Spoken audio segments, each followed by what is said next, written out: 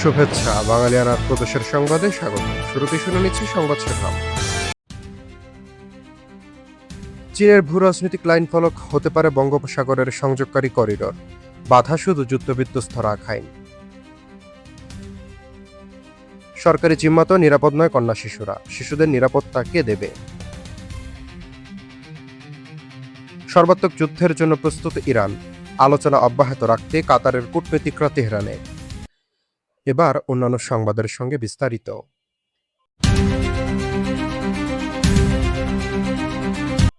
মিয়ানমারের রাখাইন উপকূলে কিয়াও কফিও নামের ছোট্ট একটি বন্দর বাইরে থেকে সাধারণ মনে হলেও এ বন্দর ঘিরে এখন দক্ষিণ এশিয়া ও দক্ষিণ পূর্ব এশিয়ার মধ্যে অন্যতম বড় ভূরাজনৈতিক খেলা চলছে।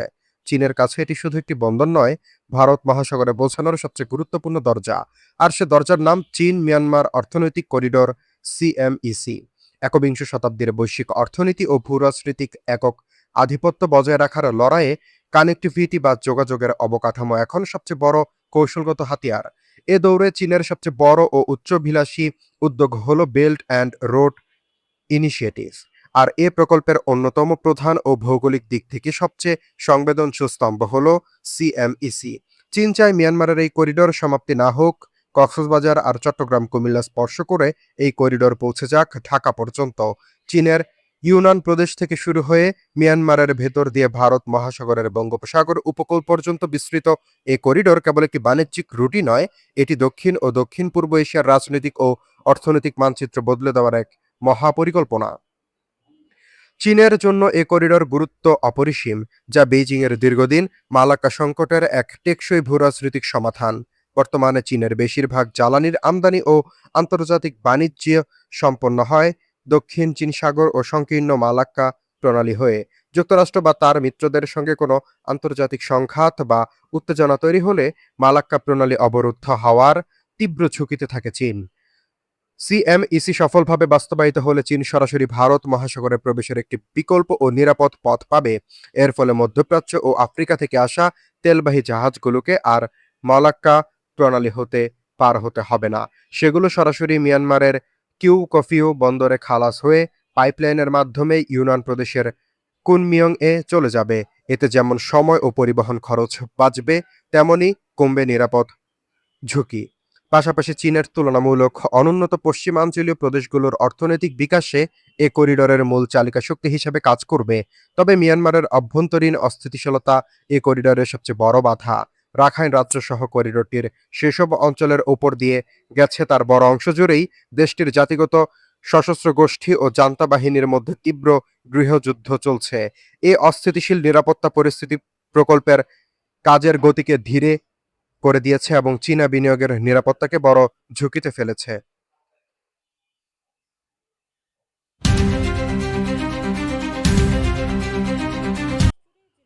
দেশজুড়ে জ্যামিতিক হারে বাড়ছে শিশুদের উপর নির্যাতন, ধর্ষণ ও বলাৎকার। মানবাধিকার সংগঠনগুলোর সাম্প্রতিক পরিসংখ্যান অনুযায়ী বিগত কয়েক মাসে দেশে শিশু ধর্ষণের ঘটনা আশঙ্কাজনকভাবে বেড়েছে। প্রতি মাসে গড়ে অর্ধশতাধিক শিশু যৌন নিপীড়ন ও ধর্ষণের শিকার হচ্ছেন, যার মধ্যে উল্লেখযোগ্য অংশই কন্যা সন্তান। প্রশাসনের কার্যকর পদক্ষেপের অভাব এবং অপরাধীদের দৃষ্টান্তমূলক শাস্তি না হওয়ায় এই অপরাধের গ্রাফ ক্রমান্বয়ে ঊর্ধ্বমুখী। এই চরম নিরাপত্তাহীনতার মাঝেই এবার খোদ সরকারি জিম্মায় থাকা শিশুর উপর নির্যাতনের ঘটনা ঘটল। ফরিদপুরে সমাজসেবা অধিদপ্তরের অধীনে সরকারি শিশু পরিবার বালিকা এর এক 14 বছর বয়সী ষষ্ঠ শ্রেণীর বাসিন্দা রাষ্ট্রীয় আশ্রয় থেকে ধর্ষণের শিকার হয়ে 7 সপ্তাহের অন্তঃসত্ত্বা হয়ে পড়েছে। সরকারি প্রতিষ্ঠানের কড়া নজরদারি এড়িয়ে গত 5 জানুয়ারি থেকে এক দর্জি ওই কিশোরীকে প্রলোভন দেখিয়ে একাধিকবার ধর্ষণ করেছে। অথচ দীর্ঘ 7 মাস প্রতিষ্ঠানের কেউ বিষয়টি টেরই পাননি, যা চরম প্রশাসনিক ব্যর্থতার প্রমাণ। 6 জুলাই শারীরিক জটিলতার পর পরীক্ষা করলে এই লোমহর্ষক তথ্য প্রকাশ পায়। তীব্র ক্ষোভের মুখে দায়িত্বে অবহেলার দায়ে 5 জন কর্মকর্তা কর্মচারীকে সামরিক বরখাস্ত এবং অভিযুক্তকে গ্রেফতার করা হয়েছে। তবে মানবাধিকার কর্মীদের মতে কেবল বিচ্ছিন্ন বরখাস্ত বা গ্রেফতারি যথেষ্ট নয়। গণমাধ্যমের তথ্য বলছে, গত 1 বছরের দেশের বিভিন্ন আশ্রয়কেন্দ্র ও মাদ্রাসায় বলাৎকার ও ধর্ষণের অন্তত 30টি বড় ঘটনা ঘটেছে, যেখানে অধিকাংশ ক্ষেত্রেই সরকারি বা প্রাতিষ্ঠানিক নজরদারির অভাব ছিল। রাষ্ট্রের সবচেয়ে সুরক্ষিত আশ্রয়ে যদি শিশুরা নিরাপদ না থাকে, তবে তা শিশু সুরক্ষায় দেশের সামগ্রিক আইনি ও সামাজিক ব্যবস্থার চরম ব্যর্থতাকেই প্রকাশ করে।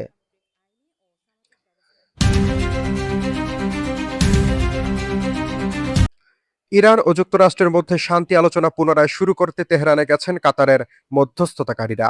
দুই দেশের মধ্যে উত্তেজনা কমাতে কূটনৈতিক তৎপরতাও বেড়েছে। তবে যুক্তরাষ্ট্রের সদিচ্ছা নিয়ে প্রশ্ন তুলেছে ইরান, জানিয়েছে তারা সর্বাত্মক যুদ্ধের জন্য প্রস্তুত। কাতার ভিত্তিক সংবাদ মাধ্যম আল জাজিরা জানিয়েছে, কাতারের এই প্রতিনিধি দল ইরানি কর্মকর্তাদের সঙ্গে বৈঠক করে যুক্তরাষ্ট্রের সঙ্গে আলোচনার পরিবেশ তৈরির চেষ্টা করবেন। তবে পাকিস্তানের মধ্যস্থতায় হওয়া সমঝোতা স্মারক বাস্তবায়নে যুক্তরাষ্ট্রের সদিচ্ছা নিয়ে এখন সন্দিহান ইরানের কর্মকর্তা কর্মচারীবৃন্দ। তাদের মতে, সম্প্রতি যুক্তরাষ্ট্রের হামলা ও পরবর্তীকালীন রাজনৈতিক অবস্থান তাদের সন্দেহ আরও বাড়িয়েছে। ইরানের পার্লামেন্টের স্পিকার ও প্রধান আলোচক মোহাম্মদ বাঘের গালিবাফ বলেছেন, ইরান কখনো আত্মসমর্পণ করবে না, প্রয়োজনে দেশ সর্বাত্মক যুদ্ধের জন্য প্রস্তুত। এদিকে ইরানের সঙ্গে শান্তি চুক্তি আলোচনার চালিয়ে যেতে সম্মত হলেও যুদ্ধবিরতি পুরোপুরি শেষ হয়ে গেছে বলে জানিয়েছেন যুক্তরাষ্ট্রের প্রেসিডেন্ট ডোনাল্ড ট্রাম্প। 10 জুলাই সামাজিক যোগাযোগ মাধ্যম ট্রুথ সোশ্যালে তিনি লেখেন, ইসলামী প্রজাতন্ত্র ইরান আলোচনা চালিয়ে যাওয়ার অনুরোধ করায় আমরা সম্মত হয়েছি, তবে আমরা জানিয়ে দিয়েছি যুদ্ধবিরতি শেষ।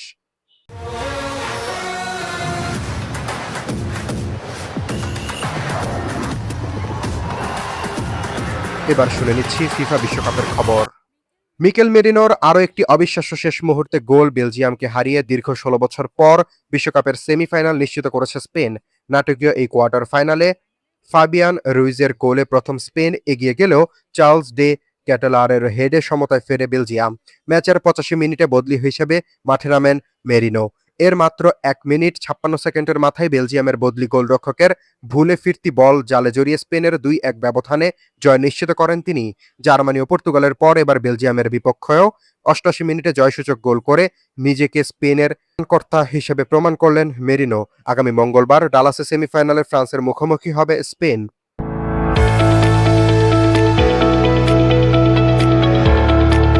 এবার শুনে নিচ্ছি বাঙালিয়ানার বাণিজ্য সংবাদ।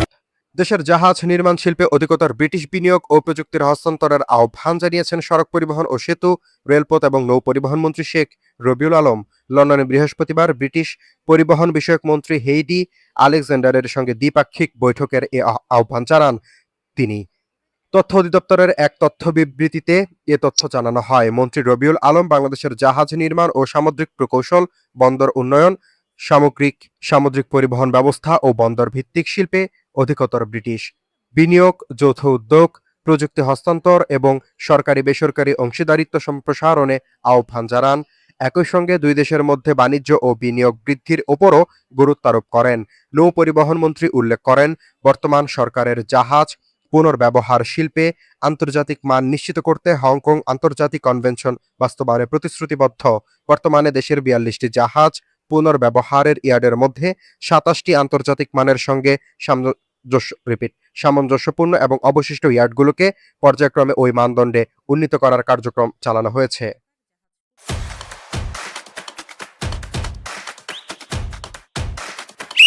এবার শুনে নিচ্ছি বাঙালিয়ানার ক্রীড়া সংবাদ। বিশ্বকাপের শেষ 16তে মিসরের বিপক্ষে আর্জেন্টিনার 3-2 গোলের সেই অবিশ্বাস্য জয় নিয়ে যে বিতর্ক যেন শেষই হচ্ছে না। গত মঙ্গলবার আটলান্টায় অনুষ্ঠিত সেই ম্যাচের রেফারিদের তীব্র সমালোচনা করে আর্জেন্টিনার ফুটবল অ্যাসোসিয়েশনের অফিসিয়াল অ্যাকাউন্ট থেকে কিছু মেইল পাঠানো হয় সাংবাদিকদের কাছে। তবে আর্জেন্টাইন ফুটবল কর্তৃপক্ষ দ্রুতই বিষয়টি পরিষ্কার করেছে। তাদের দাবি, তারা এক ভয়াবহ সাইবার হামলার শিকার হয়েছে এবং ওই মেইলগুলো তাদের নয়। এই হারের পর ক্ষুব্ধ মিশরীয় ফুটবল অ্যাসোসিয়েশন বিশ্ব ফুটবলের সর্বোচ্চ নিয়ন্ত্রক সংস্থা ফিফার কাছে রেফারি ও ম্যাচ অফিসিয়ালদের বিশ্বকাপ থেকে বহিষ্কারের আনুষ্ঠানিক দাবি জানায়। তাদের অভিযোগ, ফরাসি রেফারি ফ্রাঁসোয়া লেতিস্কিয়ে ও তার দল আর্জেন্টিনার পক্ষে পক্ষপাতিত্ব করেছে। এরই মধ্যে নতুন বিতর্ক উস্কে দেয় আর্জেন্টিনার সংবাদ মাধ্যম লাকায়ে। তারা জানায়, ম্যাচের পর এফএফ এর অফিসিয়াল মেইল অ্যাকাউন্ট থেকে সাংবাদিকদের কাছে কিছু মেইল পাঠানো হয়। সেখানে লেখা ছিল, আর্জেন্টিনা জেতেনি এবং এই ফলাফল আসলে দুর্নীতিগ্রস্ত রেফারির আসল ফসল। বাঙালিয়ানার প্রদোষের সংবাদ শেষ হলো। ধন্যবাদ।